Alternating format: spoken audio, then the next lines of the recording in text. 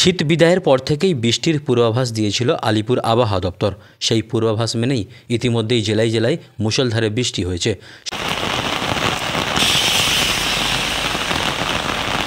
সঙ্গে শিলাবৃষ্টিও।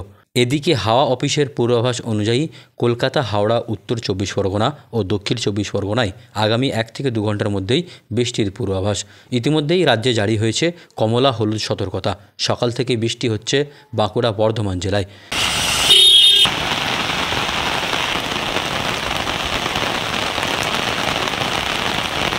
বৃষ্টির সঙ্গে ঝড়ো বজ্রপাতেরও আশঙ্কা। রবিবার পর্যন্ত এই আবহাওয়া বজায় থাকবে। তার আগে হাওয়া বদলের কোনো সম্ভাবনা নেই।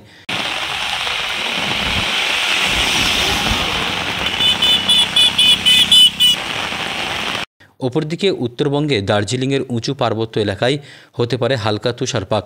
তুষারপাতের সম্ভাবনা থাকবে আগামী রবিবার পর্যন্ত। বৃষ্টির সম্ভাবনা থাকবে সোমবার পর্যন্ত। জলপাইগুড়ি জেলায় বৃষ্টির সম্ভাবনা থাকছে।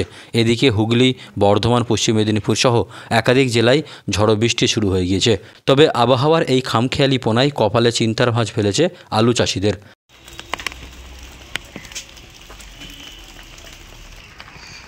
এই সময় মাঠ থেকে আলু তথা পোকরাজ আলু তোলার কাজ চলছে।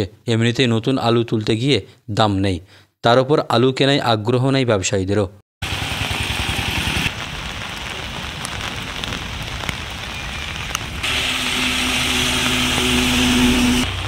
মাঠে মজুদ রয়েছে নতুন আলু। অসমে ভারী বৃষ্টিতে আলুর ক্ষতির আশঙ্কায় কৃষকরা।